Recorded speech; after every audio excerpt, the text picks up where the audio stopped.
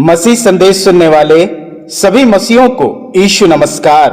मसीह संदेश में आज हम पहला सामुएल उसका 4 अध्याय 20 पद से लेकर 22 पद को देखेंगे कि परमेश्वर का वचन आज हमसे क्या कहता है। पहला सामुएल 4 अध्याय 20 पद से 22 पद। उसके मरते मरते उन स्त्रियों ने जो उसके आसपास खड़ी थी उससे कहा, मत डर, क्योंकि तेरे पुत्र उत्पन्न हुआ है। परंतु उसने कुछ उत्तर ना दिया और ना कुछ ध्यान दिया। और परमेश्वर के संदूक के छीन लिए जाने और अपने ससुर और पति के कारण उसने यह कहकर उस बालक का नाम इकाबोद रखा, इज़राइल में से महिमा उठ गई। फिर उसने कहा, इज़राइल में से महिमा उठ गई है, क्योंकि परमेश्वर का संदूक छीन लिया गया है। मेरे प्रियो, सबसे पहले मेरे सभी मसीह माताओं को हैप्पी मदर्स डे की बहुत बहुत शुभकामनाएं। प्रभु यीशु सभी माओं को बहुतायत से आशीष दे। आज का वचन एक ऐसी स्त्री और मां के बारे में है जिसके विषय में जानना हम सभी के लिए जरूरी है। बाइबल इस स्त्री के बारे में ज्यादा नहीं बताती है, यहां तक इस स्त्री का नाम भी बाइबल में लिखा नहीं गया। परंतु इस अध्याय में थोड़ा सा वर्णन इस स्त्री के बारे में मिलता है। यह स्त्री एली महायाजक की बहू और एली महायाजक के पुत्र पिनहास की पत्नी थी। बात उस समय की है जब इजरायलियों का युद्ध फलस्तीनियों से चल रहा था और परमेश्वर एली के पुत्र होप्नी और पिनहास की दुष्टता के कारण इजराइल के साथ इस युद्ध में ना था, क्योंकि एली के पुत्र मंदिर के अर्पण किए हुए भेंटों को खा जाते थे और मिलाप वाले तंबू के द्वार पर सेवा करने वाली स्त्रियों के संग कुकर्म भी करते थे। पहला सामुएल 2 अध्याय 12 पद और 17 पद। एली के पुत्र तो लुच्चे थे, उन्होंने यहोवा को ना पहचाना, इसलिए उन जवानों का पाप यहोवा की दृष्टि में बहुत भारी हुआ, क्योंकि वे मनुष्य यहोवा की भेंट का तिरस्कार करते थे। इसलिए परमेश्वर का कोप इजरायलियों पर और एली और उसके पुत्रों पर पड़ा कि अब से वे परमेश्वर के संदूक की सेवा नहीं कर पाएंगे और उनसे परमेश्वर का संदूक छीन लिया जाएगा। पहला सामुएल उसका 2 अध्याय 33 से 34 पद। मैं तेरे कुल के सब किसी से तो अपनी बेदी की सेवा ना छीनूंगा, परंतु तो भी तेरी आंखें देखती रह जाएगी और तेरा मन शोकित होगा और तेरे घर की बढ़ती सब अपनी पूरी जवानी ही में मर मिटेंगे। और मेरी इस बात का चिन्ह व विपत्ति होगा जो होप्नी और पिनहास नामक तेरे दोनों पुत्रों पर पड़ेगी, अर्थात वे दोनों के दोनों एक ही दिन मर जाएंगे। और मेरे प्रियो, परमेश्वर के वचन के फलस्वरूप इजरायली और फलस्तीनियों में घमासान युद्ध हुआ और इस युद्ध में परमेश्वर ने इजरायली का साथ नहीं दिया। फलस्वरूप परमेश्वर का संदूक फलस्तीनियों के द्वारा छीन लिया गया और एली महायाजक के दोनों पुत्र जो परमेश्वर के अप्रिय थे मारे गए। पहला सामुएल उसका 4 अध्याय 11 पद। और परमेश्वर का संदूक छीन लिया गया और एली के दोनों पुत्र होप्नी और पिनहास भी मारे गए। और जब यह समाचार एली ने सुना, जो 98 वर्ष का था, कुर्सी पर से पछाड़ खाकर गिर पड़ा और बूढ़ा और भारी होने के कारण उसकी गर्दन टूट गई और वह मर गया। पहला सामुएल 4 अध्याय 17 से 18 पद। और समाचार देने वाले ने उत्तर दिया, इजरायली फलस्तीनियों के सामने से भाग गए हैं और लोगों का बड़ा भयानक सहार भी हुआ है और तेरे दोनों पुत्र होप्नी और पिनहास भी मारे गए और परमेश्वर का संदूक भी छीन लिया गया है। ज्यों ही उसने परमेश्वर के संदूक का नाम लिया, त्यों ही एली फाटक के पास कुर्सी पर से पछाड़ खाकर गिर पड़ा और बूढ़ा और भारी होने के कारण उसकी गर्दन टूट गई और वह मर गया। उसने तो इस्राएलियों का न्याय 40 वर्ष तक किया था। मेरे प्रियो, इन सब के बीच एली महायाजक की बहू तथा पिनहास की स्त्री जो गर्भवती थी, यह सुनकर कि परमेश्वर का संदूक छीन लिया गया है और अपने ससुर और पति के मरने का समाचार जानकर उसके जच्चा का दर्द उठा। मेरे प्रियो, वचन पर अगर हम ध्यान दें तो पता चलता है कि जब स्त्री ने सुना कि परमेश्वर का संदूक छीन लिया गया है, उसका दर्द बढ़ गया। वचन बताती है कि वह अपने पति और ससुर की मृत्यु से ज्यादा परमेश्वर के संदूक के छिन जाने से दुखी थी। पहला सामुएल 4 अध्याय 20 पद। उसके मरते मरते उन स्त्रियों ने जो उसके आसपास खड़ी थी उससे कहा, मत डर, क्योंकि तेरे पुत्र उत्पन्न हुआ है। परंतु उसने कुछ उत्तर ना दिया और ना कुछ ध्यान दिया। मेरे प्रियो, इस दुख की घड़ी में अन्य स्त्रियों ने उसे सांत्वना दी कि मत डर, क्योंकि तेरा पुत्र उत्पन्न हुआ है।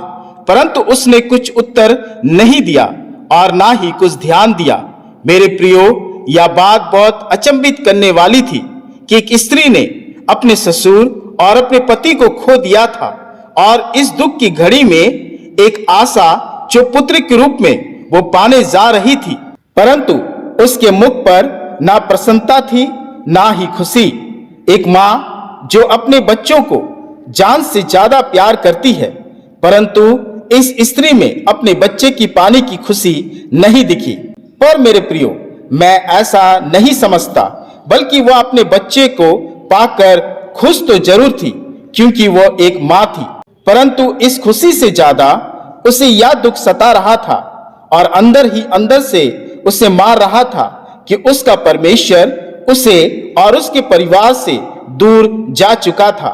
उसे अपने बेटों से ज्यादा प्यार अपने लोगों से, इस्राएलियों से प्रेम था जो परमेश्वर के चुने हुए लोग थे। उस स्त्री ने अपने पुत्र को जन्म देने की खुशी से ज्यादा परमेश्वर का दूर जाना दुख दे रहा था। वचन बताती है, परमेश्वर का संदूक छीने जाने का दुख उसे अपने मृत्यु के करीब ले आया और मरने से पहले उसने अपने पुत्र का नाम इकाबोद रखा, जिसका अर्थ था इज़राइल में से महिमा उठ गई। पहला सामुएल 4 अध्याय 21 और 22 पद। और परमेश्वर के संदूक के छीन लिए जाने और अपने ससुर और पति के कारण उसने यह कहकर उस बालक का नाम इकाबोद रखा, इज़राइल में से महिमा उठ गई। मेरे प्रियो, उसने अपने पुत्र का नाम इकाबोद रखा, जिसका अर्थ था इज़राइल में से महिमा उठ गई। मेरे प्रियो, यह वचन इस स्त्री के बारे में यह बताती है कि वह स्त्री अपने पुत्र से ज्यादा प्यार अपने परमेश्वर से करती थी। उसे अपने पुत्र से ज्यादा अपने लोगों इज़राइल की चिंता थी, क्योंकि इज़राइल से परमेश्वर की महिमा उठ गई थी। मेरे प्रियो, क्या ऐसी स्त्री आज हमारे मध्य है? क्या ऐसी माँ हमारे मध्य है जो अपने बच्चे से ज्यादा अपने परमेश्वर और कलीसिया से प्रेम करती हो? क्या ऐसी स्त्री और माएं आज हमारे साथ है जो इस बात से दुखी हो कि परमेश्वर की महिमा हमसे कहीं उठ तो नहीं गई? आज परिवार और कलीसिया को इस प्रकार की माँ और स्त्रियों की आवश्यकता है जो अपने से ज्यादा अपनी कलीसिया से, परमेश्वर के लोगों से प्रेम करे। क्या ऐसी महिला आज है जो विलाप करती हो, आंसू बहाती हो? मेरे प्रियो, मरने से पहले उस स्त्री ने अपने पुत्र का नाम इकाबोद रखा और मरते हुए उसके मुंह से यही अंतिम शब्द निकले, इज़राइल में से महिमा उठ गई, क्योंकि परमेश्वर का संदूक छीन लिया गया है। मेरे प्रियो, परमेश्वर का संदूक परमेश्वर के लोगों के लिए परमेश्वर की वाचा थी जो बताती थी परमेश्वर उनके संग है, परमेश्वर की महिमा उसके साथ है। परंतु जब फिलिस्तीनियों ने इस्राएलियों से परमेश्वर के संदूक को छीन लिया तो परमेश्वर की महिमा इज़राइल से दूर चली गई। और मेरे प्रियो, यीशु ने भी यही बात मत्ती रचित सुसमाचार उसका 23 अध्याय 37 से 38 पद में कहते हैं, जहां वो हमारे लिए विलाप करते हैं, जिस प्रकार यहां एक मां इस्राएलियों के लिए विलाप करती है। मत्ती रचित सुसमाचार उसका 23 अध्याय 37 से 38 पद। हे यरूशलेम, हे यरूशलेम, तू भविष्यद्वक्ताओं को मार डालता है और जो तेरे पास भेजे गए उन पर पथराव करता है। कितनी ही बार मैंने चाहा कि जैसे मुर्गी अपने बच्चों को अपने पंखों के नीचे इकट्ठा करती है, वैसे ही मैं भी तेरे बालकों को इकट्ठा कर लूं, परंतु तुमने ना चाहा। देखो, तुम्हारा घर तुम्हारे लिए उजाड़ छोड़ा जाता है। मेरे प्रियो, वचन कहता है, देखो तुम्हारा घर तुम्हारे लिए उजाड़ छोड़ा जाता है। यीशु ने कहा तुम्हारा घर उजाड़ है क्योंकि परमेश्वर तुम्हारे घर से दूर चला गया है। तुम्हारे घर से परमेश्वर की महिमा उठ गई है। मेरे प्रियो, आज कई परिवार, जीवन, कलीसिया इकाबोध बन चुकी है। क्या आज इकाबोध हमारी वास्तविकता तो नहीं बन गई है, परंतु यह परमेश्वर की बड़ी दया है कि परिवार, जीवन और कलीसिया इकाबोध न बन जाए। इसलिए हमें ऐसी माएँ दी गई है जो परमेश्वर की महिमा को थाम के रखे, पकड़ के रखे। इस माँ की तरह जिसने अपने पुत्र से ज्यादा इस्राएलियों से प्रेम किया, अपने पुत्र से ज्यादा अपने परमेश्वर से प्रेम किया, जिसने अपने परमेश्वर की दूर होने का गम बर्दाश्त न कर पाई और अपने प्राण देकर अपनी महानता को प्रकट की। मेरे प्रियो, आज हमारी माएँ हैं जो परमेश्वर की महिमा को रोक सकती है, इकाबोध को रोक सकती है, ताकि बुराई और पाप को अपने प्रेम और प्रार्थना से खत्म कर दे। क्योंकि जब जब परमेश्वर की संतानों पर विपत्ति आई है, परमेश्वर ने माओं को अपने लिए खड़ा किया है। जब एली के वंश से महायाजक का पद छिन गया, तो इसी पद और मंदिर को बचाने के लिए परमेश्वर ने एक माँ को अपने लिए खड़ा किया और उसका पुत्र मांग लिया। इसी पुस्तक के पहला और दूसरे अध्याय में माँ हन्ना ने सामुएल को परमेश्वर के लिए दे दिया। इसी प्रकार मिस्र से छुटकारा के लिए जब इजरायली दुहाई दे रहे थे, तब परमेश्वर ने एक माँ से उसका पुत्र मांग लिया कि उसका पुत्र उससे दूर रहकर इजरायलियों के लिए चरवाही का काम करेगा। और वो माँ योकेबेद थी जिसका पुत्र मूसा हुआ। इसलिए मेरे प्रियो, वचन कहता है, नीति वचन उसका 31 अध्याय 25 पद, वह बल और प्रताप का पहरावा पहने रहती है और अपने आने वाले काल पर हंसती है। यहेजकेल नबी की पुस्तक उसका 19 अध्याय 2 पद, तेरी माता एक कैसी सिंहनी थी, वह सिंहों के बीच बैठा करती और अपने बच्चों को जवान सिंहों के बीच पालती पोसती थी। मेरे प्रियो, वचन आज हमें बताती है कि हमारी माएँ बल और प्रताप का पहरावा पहने रहती है और हम पर आने वाली विपत्तियों पर वो हंसती है, क्योंकि उनका साहस बड़ा है। परमेश्वर ने हमारी माओं को चुना है कि वो कलीसिया और अपने लोगों के लिए सामर्थ बने। आज हमारी माएँ हैं जिनकी प्रार्थनाओं से हमारा जीवन, हमारी महिमा और हमारी कलीसिया से परमेश्वर की महिमा उठ नहीं गई है। हम अपनी माओं को इस वचन के द्वारा आदर और सम्मान देते हैं। परमेश्वर हमारी माओं को बहुत आयत से आशीष दे। आमीन। आइए हम अपने माओं के लिए परमेश्वर से प्रार्थना करें और परमेश्वर को धन्यवाद दें। हे पिता, तेरा धन्यवाद करते हैं आज के वचन के लिए कि माओं की सृष्टि कर हम बच्चों के जीवन को तूने आशीषित किया है। माओं को तूने अपनी वो आशीष दी है जो अपने बच्चों की सुरक्षा और तेरी महिमा का दूत बनकर आई है। माओं की ममता सदा अपने बच्चों पर और तेरी कलीसिया पर बनी रहे। इस घड़ी मैं संसार की सभी माओं के लिए प्रार्थना करता हूँ जो अपनी ममता, करुणा और भक्ति से तेरी शिष्य है।